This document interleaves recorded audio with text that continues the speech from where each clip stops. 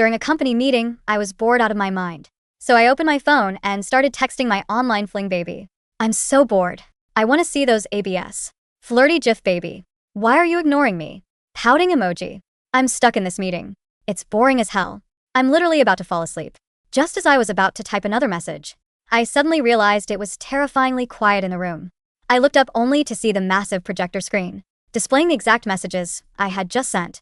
The contact name on the screen read Clingy Little Vixen. I turned to stone instantly. I looked down at my phone. The contact name I had for my online guy was Shredded 8-Pack. Wait, so the CEO is my online boyfriend. Let's continue the meeting, Julian. The CEO said flatly, casually closing his iMessage app. After the meeting ended, I practically rolled back to my cubicle, looking at the guy on my phone screen. I couldn't help but curse my luck. How could something this insane happen in real life? The absolute slut who sends me a pics, long legs, wet shirt, thirst traps every single day is my boss. I'm screwed. If he finds out it's me, I'm dead meat. I tapped on his profile, right about to block and delete his number, when a barrage of text suddenly popped up. I was in a meeting just now, baby. I wasn't ignoring you on purpose. You're not mad, right, baby? Image a pic, baby. It's not really convenient to take pics at the office right now. I'll take a bunch more for you when I get home. Kisses. Looking at those blood-pumping rock-hard ABS, I weakly held down on the screen and hit save to camera roll. I'm never going to see this top-tier piece of meat again. Ugh. Crying, screaming, throwing up. Why did he have to be the CEO? With trembling hands, I hit delete contact. When it was time to clock out that evening, I grabbed my purse ready to sprint like an Olympic track star. But right at that moment, Mr. Davis, the department director, walked over. Mandatory overtime for everyone tonight. A collective wail echoed through the office. Whining won't help, Mr. Davis said. It's a direct order from the CEO. With that, he walked away. I sat back down at my desk, looking like my soul had left my body. Damn capitalists. I unlocked my phone and saw a flood of friend requests. They were all from Shredded 8-Pack. Shredded my ass. He was just a corporate tyrant. I tossed my phone aside and booted up my computer. You want me to work overtime? Fine. I'm just going to ignore you. At 8 p.m., I was finally allowed to leave. As I walked out the front doors of the building, I saw our 6'2" CEO squatting on the ground like a lost puppy. He actually looked kind of pathetic. I had finally gotten off work, and the last thing I wanted to do was get involved in his drama. I turned around to sneak away. Liam, the executive assistant, ran over and blocked my path. Wait, you're Chloe from Department 9, right? CEO is drunk and refuses to leave. Could you help talk some sense into him? Me? I don't even know the CEO. Why would he listen to me? Well, the thing is, the CEO got dumped today. He can't figure out why his girlfriend broke up with him. You're a girl. Maybe you can analyze it for him. Wait, what? What? Are we really doing this? But I don't know how to analyze that. You're both girls. You definitely understand how women think. Hurry. Before I could protest, Liam dragged me right in front of the CEO. I was forced to squat down, staring at that ridiculously handsome face. Julian's eyes were completely bloodshot. He was muttering to himself. She abandoned me. She doesn't want me anymore. My heart skipped a beat. She. Did he mean me? I actually turned the ruthless, cold-blooded CEO into this Mr. CEO. If she doesn't want you, it's her loss. She has terrible taste. You can't just fall apart over one woman. She is the best. Julian glared at me with those red-rimmed eyes. She is the most beautiful girl in the world. I won't let you talk about her like that. Huh. I'm that great. But I didn't dare confess the truth. I never planned on dating the CEO. He was usually so cold, calculating, and intimidating. What if I wasn't what he expected in real life? Did I end up losing my job? Well, Mr. CEO, you need to pull yourself together. The beautiful girl you like definitely wouldn't want to see you reeking of alcohol like this. You should go home, take a nice hot shower, get some rest, and then figure out how to win her back. For the CEO, you close multi-million-dollar deals without breaking a sweat. Are you telling me you can't win over one girl's heart? Julian paused, stunned. Yeah. Why was he acting like the sky was falling? He was filthy rich, and he had an 8-pack. I was definitely going to win her back. Meanwhile, as soon as I got back to my crappy little apartment, took a shower, and crawled into bed, I saw that the CEO's friend requests were still flooding in. There were over 100 of them. I tapped them open and read the request notes. Baby, what's wrong? Why did you delete me? Did I do something wrong? I really didn't mean to ignore your texts, baby. I was wrong. From now on, I will reply to your texts the exact second you send them. Please give me one more chance. I can't live without you, baby. Baby, please talk to me as long as you add me back. I'll do whatever you want. Anything you wanted to see before, I'll show it to you. TSK, TSK. Who would have thought the cold, Untouchable CEO is actually a total simp? But honestly, this was totally my vibe.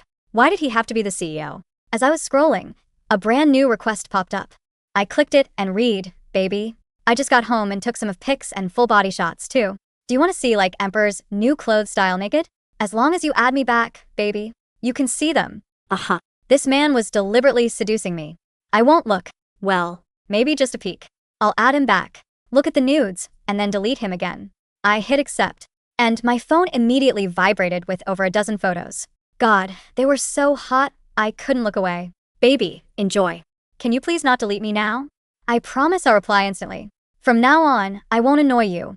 Every night, I'll send you 20 pictures of whatever you want, in whatever poses you want. My heart aggressively gave in. Lord, help me. My absolute weakness for hot men wouldn't allow me to say no to this. I replied, trying to sound restrained, fine. Just remember what you promised. You're the best, baby. I definitely won't disappoint you. And just like that, my online romance with the CEO was back on. It was just that sometimes I was texting him, thinking about him. Sitting in his corner office gave me massive anxiety. But the photos he sent were so damn spicy. And he catered to my every kink. Lord, who could blame me? During the monthly recap meeting, each department had to send a representative up to present. With my terrible luck, Mr. Davis picked me to represent ours. After the person before me finished, it was my turn. I went up to the podium, reached into my pocket for my thumb drive, and realized it wasn't there. Oh, crap. Did I forget it or did I lose it? Feeling the eyes of the entire room burning into me, panic set in. Then I suddenly remembered that yesterday, I had sent the PowerPoint file to myself on my personal iMessage to review it. Breathing a sigh of relief, I quickly scanned the QR code on the podium computer to log into my iMessage. Via the web browser, I found the file and downloaded it. Opening the PPT, I pretended to be totally calm and started giving my department's monthly report. But for some reason, I felt like a very intense pair of eyes was staring right at me. Well, duh. I'm getting a presentation. Who else would they be staring at? Just my imagination. After I finished, I moved the mouse to log out of my iMessage. Suddenly, my hand froze. I glanced up at the CEO, who was sitting just a few feet away. My eyes locked onto his falcon-like gaze. Aggressively snapped my head down, my fingers trembling as I clicked log out. Holy shit, my cover was blown. I'm such an idiot. Why the hell did I log into my main iMessage account on the big screen? I'm so dead.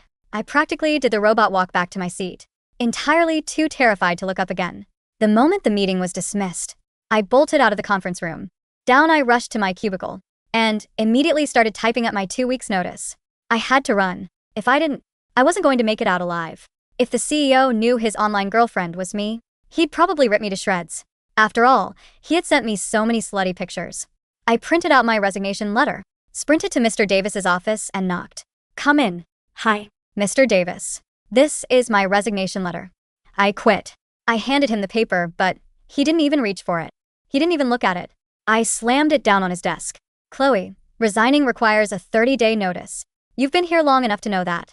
I know, but Mr. Davis, I have a family emergency. Can you please just let me go? If it's an emergency, you can request PTO. Everything else goes by the contract. I walked out completely defeated. Fine. Don't approve it. The CEO is probably going to fire my ass and throw me out of the building soon. Anyway, back at my desk, I aimlessly clicked around on my computer, just waiting for the CEO to execute me. But he didn't send a single text. Usually, he was always messaging me, calling me baby this, baby that. Men are such trash. Was he sitting up there, trying to figure out the most painful way to torture me? I knew I shouldn't have added him back. My thirst for hot pics was going to be the death of me. The more I thought about it, the more terrified I got. In real life, the CEO was a brutal, merciless shark. I had seen things online I wasn't supposed to see. I knew his dirty little secrets. Is he going to just straight up silence me? My phone remained dead silent. Usually it was filled with baby. Did you eat yet? Baby. I miss you now. Crickets. Was I getting a life sentence or the death penalty? Despite my severe anxiety, I didn't receive a single order from the CEO. I could only sit there sweating bullets. The clock on my computer screen ticked to 5 p.m. Usually, this was the moment I'd shut down my monitor with the speed of a seasoned bank robber and sprint for the elevators. Today, my fingers hovered over the mouse, trembling. My phone, sitting face up on my desk, had been silent for exactly 3 hours and 42 minutes. No texts. No thirst traps. No baby, what are you doing? Just the agonizing, deafening silence of a man who held my career, and possibly my life, in his impeccably manicured, vascular hands. "Hey, Chloe," a voice barked, making me jump so hard I nearly knocked over my iced coffee. It was Mr. Davis, my department director, looking as perpetually annoyed as ever. "The CEO's executive assistant just called down. Julian wants to see you in his office." My soul left my body. It packed its little bags and booked a one-way flight to the moon. "And me?" I squeaked. "Why?" "How should I know?" Mr. Davis scoffed, adjusting his tie. "Probably about that stunt you pulled with the resignation letter. Or maybe your presentation was just that bad. Either way, don't keep him waiting. Top floor." I stood up, my legs feeling like overcooked noodles. This was it, the execution. I took a deep breath, grabbed my phone, and began the long, agonizing march to the elevator. The ride to the 50th floor felt like a trip to the gallows. The doors chimed open, revealing a lobby composed entirely of sleek black marble and floor-to-ceiling glass. Liam, the executive assistant who had dragged me to the drunken CEO just days ago, gave me a sympathetic, tight-lipped smile. "Go right in, Chloe. He's expecting you." I approached the massive oak double doors. I raised a shaky fist, knocked twice, and pushed the handle down. The CEO's office was obscenely huge, bathed in the golden light of the late afternoon sun. Sitting behind a desk that probably cost more than my college tuition was Julian. He wasn't looking at a laptop or reading a file. He was just sitting there, perfectly still, his hands clasped under his chin, staring intently at the door. Staring at me. In his dark navy Tom Ford suit, his tie loosened just a fraction at the collar, he looked terrifyingly handsome. A ruthless corporate god. "Close the door, Chloe," he said. His voice was a low, smooth baritone that sent a completely inappropriate shiver down my spine. I did as I was told, the heavy door clicking shut behind me. The silence in the room was absolute. "Take a seat." He gestured to the leather chair opposite his desk. I sat down on the edge of the seat, keeping my purse clutched to my chest like a shield. "Mr. CEO, Julian, sir." I stammered, deciding the best defense was a frantic offense. "I am so sorry. I know about the presentation. I know you saw. I already tried to resign. I'll pack up my desk right now. You don't have to fire me. I'll just throw myself out of the building." Quiet. The single word cut through my rambling instantly. Julian let out a long, slow exhale. He stood up, towering over the desk, and slowly walked around it. My heart hammered against my ribs like a trapped bird. Was he going to strangle me? He stopped right in front of my chair and leaned back against the edge of his desk, crossing his arms. He looked down at me, those piercing, falcon-like eyes analyzing every inch of my panicked face. "You tried to resign," he stated. "It wasn't a question." "Yes." "Because you realized who I was." "Yes." I swallowed hard. "Because I figured you'd want me gone. I know too much. I've seen entirely too much of you." A muscle feathered in his jaw. For a second, the cold CEO mask slipped, and something entirely different flashed in his eyes. Something desperate. Julian reached into his pocket and pulled out his phone. He tapped the screen a few times, never breaking eye contact with me. A second later, my phone buzzed in my purse. I hesitated, looking at him. He gave a sharp nod. I pulled my phone out and looked at the screen. Shredded 8-pack. "Baby, why are you running away from me?" I choked on my own spit. I looked from the screen to his perfectly chiseled face. Are you doing this right now? In person?" "I don't know how else to talk to you," Julian said, his voice suddenly losing its corporate edge. He sounded exactly like the guy whining in the group chat. He dragged a hand through his perfectly styled hair, messing it up. "Do you have any idea what went through my head during that presentation?" "I'm guessing it was something along the lines of, 'I need to fire this idiot.'" I offered weakly. "No." He leaned closer, invading my personal space. He smelled of expensive cedarwood cologne and sheer masculine panic. I thought, my God, it's her. She's been right in front of me this whole time. And then, you bolted out of the room like I was a monster, and within 20 minutes, HR flagged an attempted resignation from Department 9. He placed his hands on the armrests of my chair, effectively caging me in. "Do you know how terrifying it is to find the girl you're obsessed with, only to realize she's trying to quit and disappear from your life in the same hour?" Obsessed. My voice was barely a whisper. I was staring straight at his chest. Even through the tailored dress shirt, I could see the outline of the abs I had saved to my camera roll just last night. "Yes, obsessed, Chloe." He dropped his forehead until it was resting lightly against mine. The contact sent a jolt of electricity straight to my toes. "I spent the last 3 hours pacing a hole into my carpet, trying to figure out how to keep you here without sounding like a corporate tyrant." "So, you're not going to fire me?" "Fire you?" He let out a breathless, slightly unhinged laugh. "Baby, I'm trying to figure out how to promote you to my personal office so I can stare at you all day without getting sued." I blinked. Wait. You're serious? He pulled back just enough to look me in the eyes. Chloe, I am completely, embarrassingly gone for you. You thought I was just some guy online, but I meant every word I texted you. Every single one. I told you I couldn't live without you, and I meant it. The whiplash was severe. This was the man who had fired 3 vice presidents last quarter without blinking. Now he was looking at me like I was his oxygen supply. But you're the CEO, I pointed out, my logical brain trying desperately to fight through the haze of my undeniable attraction to him. And I'm me. I make spreadsheets. I eat instant ramen for dinner. When I met you drunk in the courtyard, you were crying over me. Me. This doesn't make any sense. It makes perfect sense to me, Julian said fiercely. You didn't care about my money or my title online. You liked me. You put up with my clinginess. You told me when I was being annoying. You really liked my pictures. A faint, arrogant smirk touched his lips. You saved the last batch, didn't you? My face turned the color of a fire engine. That is confidential information. Julian chuckled, a warm, rich sound that I had never heard in the office before. He stood up straight and extended a hand to me. I'm rejecting your resignation, Chloe. You're not going anywhere. But I am also invoking my right, as your absolute simp of an online boyfriend, to take you out on a real date. Tonight. I stared at his hand. Is that a direct order from the CEO? No, he said softly. It's a plea from Julian. Lord help me. I placed my hand in his.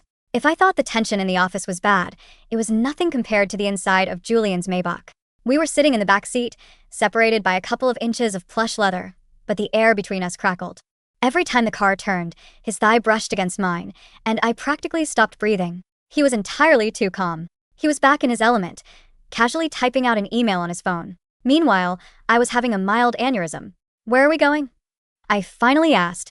My place, he said, not looking up from his phone. Excuse me? I gripped the edge of my seat. We skipped dinner, a movie, and holding hands, and went straight to your place? Mr. Davis was right. You are a capitalist predator. Julian finally locked his phone and turned to me, an amused glint in his eyes. Relax, Vixen. I hired a private chef. You said you eat ramen for dinner. I'm making sure you get a decent meal. And honestly, I don't want to share you with a crowded restaurant tonight. I just want to look at you. He said it so earnestly that all the fight left my body. Julian's penthouse was exactly what you'd expect from a billionaire CEO. Floor-to-ceiling windows overlooking the glittering city skyline, minimalist but aggressively expensive furniture, and a kitchen that belonged on a magazine cover.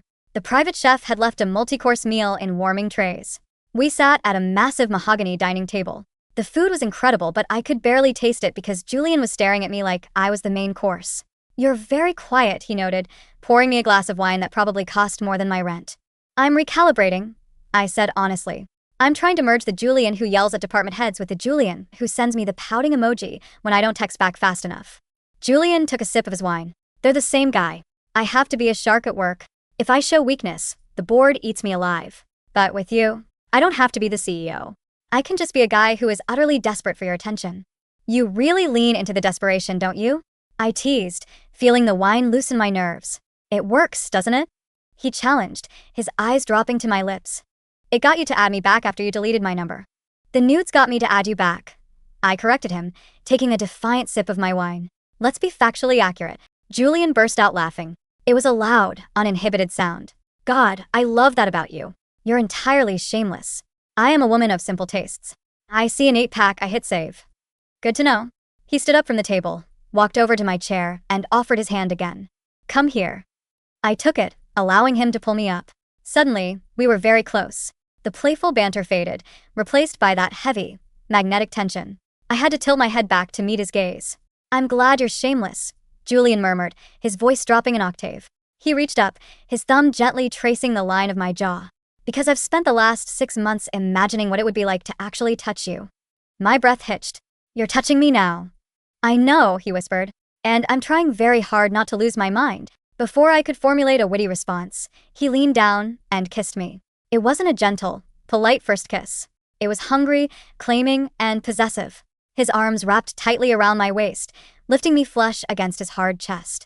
My hands instinctively flew up to grip his shoulders, feeling the thick, coiled muscles beneath his expensive shirt.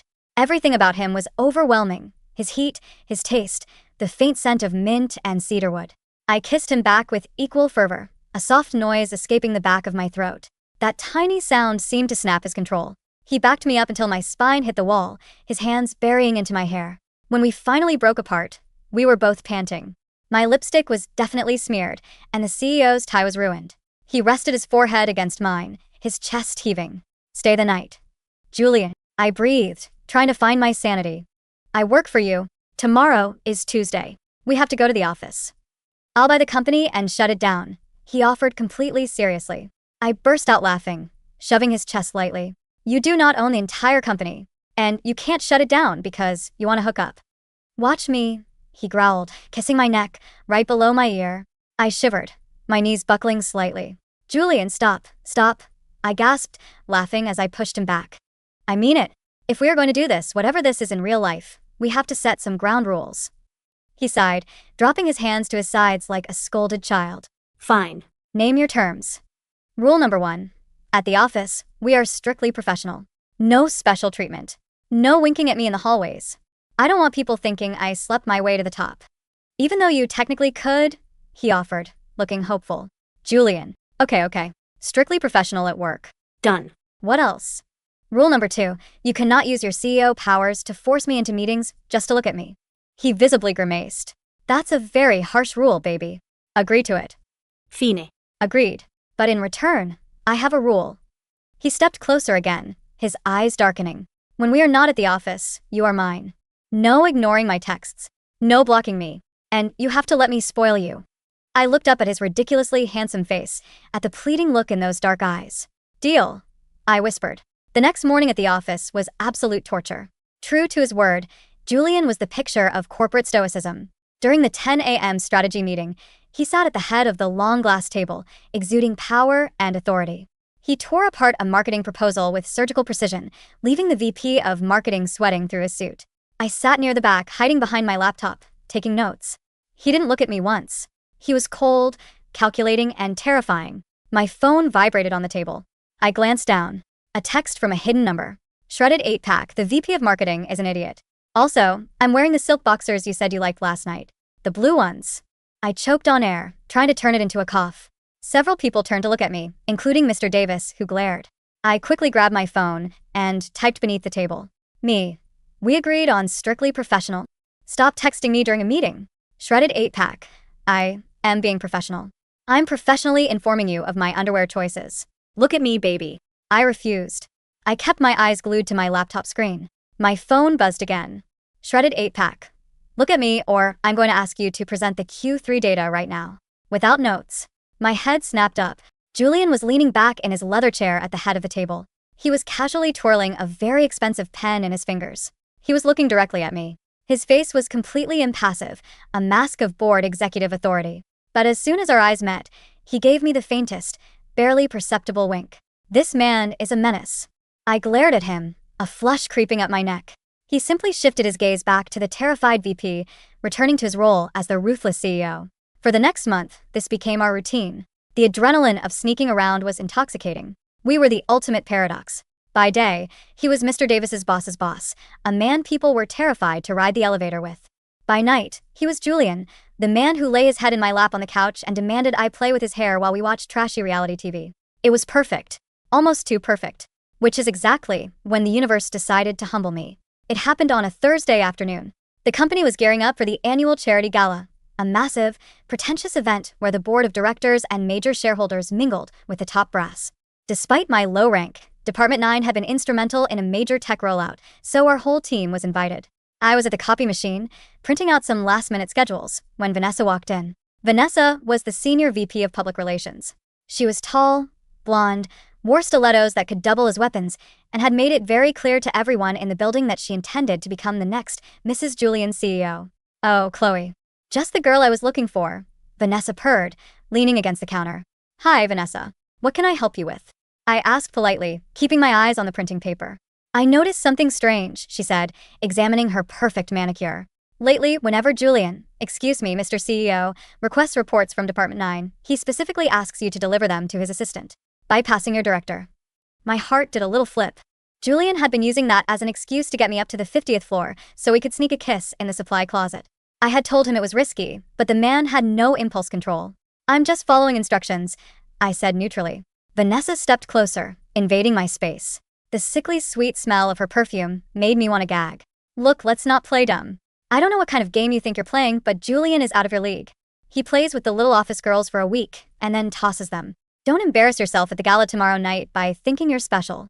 Stick to the open bar and your little cubicle friends. She patted my cheek condescendingly. Good girl. With that, she clicked out of the room. I stood there, gripping the warm stack of paper until my knuckles turned white. I wasn't just mad, I was furious. Little office girls? Plays for a week? When I got home that night, Julian was already there, cooking dinner in my tiny apartment kitchen. He looked ridiculous, a billionaire in a custom-dressed shirt rolling out pizza dough on my cheap Formica countertops. I dropped my bag and slumped onto the couch. Julian immediately wiped his hands on a towel and came over, crouching down in front of me. His simp radar was impeccable. He could always tell when my mood shifted. What's wrong? He asked, his hands cupping my knees. Who do I need to fire? You can't just fire everyone who annoys me, Julian, I sighed. I own the company, Chloe. I literally can. Give me a name. I looked down at his earnest, intensely handsome face. It's Vanessa, from PR. Julian's brow furrowed. Vanessa? I barely speak to her unless it's a press release. What did she do? I recounted the incident at the copier. I watched as Julian's expression transformed. The soft, loving boyfriend vanished, replaced instantly by the cold, ruthless apex predator of the boardroom. His eyes turned dark, his jaw locking into a rigid line. She put her hands on you? He asked, his voice deathly quiet. It was just a pat on the cheek, Julian. But it was the way she said it. She made me feel like I'm just some dirty little secret you're keeping. Julian exhaled slowly, standing up. He pulled me up with him, wrapping his arms around me and pulling my head to his chest. You are not a secret, Chloe. You are the only thing in my life that matters. I only kept this quiet because you asked me to. You wanted professionalism. I know. I mumbled into his shirt. I'm dreading the gala tomorrow. She's going to be hovering all over you, and I'll be in the corner with the entry-level staff. Julian pulled back, lifting my chin so I had to look at him. A dangerous, brilliant smile spread across his face. Baby, he purred. Do you trust me? When you use that tone of voice. Not really. He laughed, kissing me hard. Get dressed up tomorrow night. Wear something that makes you feel like a weapon. I'll take care of the rest. The charity gala was held in the grand ballroom of the city's most luxurious hotel. I took Julian's advice. I didn't wear a safe, boring corporate dress. I wore a backless, deep emerald green silk gown that hugged every curve I possessed. I did my hair up, threw on my favorite red lipstick, and walked into that ballroom feeling like $1,000,000. The moment I stepped inside, heads turned. Even Mr. Davis dropped his jaw slightly before quickly looking away. I grabbed a glass of champagne and found my coworkers. True to my prediction, Julian was currently surrounded by a swarm of board members and VIPs on the far side of the room. He looked devastating in a black velvet tuxedo. And standing right next to him, practically hanging off his arm, was Vanessa in a blindingly sparkly silver dress. Every time I looked over, she was laughing a little too loudly, leaning her chest into his arm. Julian, for his part, looked completely bored, his eyes constantly scanning the room. When his eyes finally landed on me, he froze. From across the massive ballroom, I felt the physical impact of his gaze. His eyes darkened, raking slowly from the top of my head down to the slit in my dress, then back up again. My phone buzzed in my clutch. Shredded 8-pack, you are trying to kill me. Shredded 8-pack, I'm going to rip that green dress off you the second we get home. Walk toward the stage. I typed back quickly. Me. I thought we were being professional. Shredded 8-pack, professionalism is dead. Stage. Now. I put my phone away and slowly made my way toward the front of the room. As I did, the lights dimmed. It was time for the CEO's opening speech. Julian smoothly de-angled himself from Vanessa, who shot him a pouting look and walked up the steps to the podium. The room fell dead silent. Good evening, his deep voice echoed through the microphone, commanding absolute authority. He went through the standard pleasantries, thanking the board, mentioning the charity, applauding the company's record profits. He was charismatic, brilliant, and completely untouchable. Vanessa, standing near the front row, beamed up at him as if she had personally written the speech. But tonight, Julian continued, his tone shifting. He stepped away from the podium, taking the microphone from its stand. I want to take a moment to acknowledge something personal. A murmur rippled through the crowd. CEOs didn't do personal at board galas. For a long time, I've been known as a man entirely devoted to his work. A shark. But the truth is, behind the scenes, I was incomplete. I was looking for someone who didn't care about my title or my money. Someone who would just look at me for who I am. He started walking slowly down the steps of the stage, right toward the crowd, right toward where Vanessa and I were standing. Vanessa puffed out her chest, a triumphant smile spreading across her face. She took a half step forward, ready to receive her billionaire prize. Julian walked right past her without even blinking. Vanessa's smile shattered. The entire ballroom held its breath. Julian stopped exactly 2 feet in front of me. He looked down at me, entirely ignoring the hundreds of staring eyes, the gasping board members, and my hyperventilating department director. "I found her," Julian said into the microphone, his eyes locked on mine. "And ironically, she was working in my own company. She thinks she's just a regular employee in Department 9. But to me, she's the absolute boss." He tossed the microphone to Liam, who caught it seamlessly in the background. Before I could even process what was happening, Julian closed the distance between us. He wrapped one hand around my waist, tangled the other in my hair, dipped me slightly back, and kissed me deeply, passionately, and completely shamelessly in front of the entire company. A collective gasp echoed off the crystal chandeliers. Someone dropped a champagne flute, and it shattered. I was burning alive with embarrassment, but as his lips moved against mine, all I felt was a rush of pure, unadulterated triumph. I kissed him back, wrapping my arms around his neck, letting the emerald silk press against his velvet suit. When he finally pulled me back up to a standing position, the room was so quiet you could hear a pin drop. Julian turned to look at the crowd, keeping me tucked firmly against his side. His eyes landed squarely on a pale, horrified Vanessa. "Just to clarify," Julian announced to the room, his voice returning to that cold, ruthless CEO tone. "Chloe is not my secret. She is my partner. And if anyone in this building has a problem with her, or speaks to her with anything less than absolute respect, you'll have to answer to me. Are we clear?" Total silence. Then, from somewhere in the back, Liam started clapping. Slowly, the rest of the room joined in. Awkward at first, then erupting into genuine applause. I buried my face in Julian's shoulder, laughing softly. "You are completely unhinged. I told you," he murmured into my ear, his breath hot against my skin. "I'm a simp, baby. And I'm tired of hiding it." 3 months later, things at the office had changed dramatically. I didn't get fired. I also didn't let Julian promote me to be his personal assistant, which was just a thinly veiled excuse to lock me in his office all day. I stayed in Department 9, got a legitimate promotion based on my actual work, and became the unofficial untouchable queen of the company. Vanessa had quietly transferred to the European branch 2 weeks after the gala. Mr. Davis now brought me premium matcha lattes every morning and spoke to me with a level of gentleness usually reserved for bomb defusal experts. It was a Tuesday afternoon. The quarterly financial review was dragging on. Julian was at the front of the massive boardroom, going through a complex slide deck about overseas acquisitions. He looked flawless. The perfect, intimidating corporate machine. My phone buzzed on the table. I glanced down, making sure my screen was angled away from my coworkers. Shredded 8-pack, I'm so bored. I want to see those legs. Shredded 8-pack, flirty gif baby. Why are you ignoring me? Shredded 8-pack, pouting emoji. I'm stuck in this meeting giving a presentation. Rescue me. I had to bite the inside of my cheek to stop from laughing out loud. I looked up. Julian was gesturing to a bar graph with a laser pointer, his expression dead serious. But as his eyes swept the room, they lingered on me for exactly 1 second. I picked up my phone under the table. Me. Focus on the presentation, Mr. CEO. Or, I'm blocking you again. Shredded 8-pack, you wouldn't dare. Me. Try me. A second later, another text popped up. An image. It was a selfie taken in the executive bathroom earlier that morning. Julian. Shirtless, the bathroom lighting catching every single defined ridge of his infamous 8-pack, his hair slightly damp, giving the camera a smoldering, utterly devastating look. Beneath it was a single message. Shredded 8-pack, see you at home, Vixen. Don't be late. I swallowed hard, my face flushing furiously. I pressed my thumb to the screen, selected the photo, and clicked save to camera roll. Some things, even when they become a reality, are just too good to change.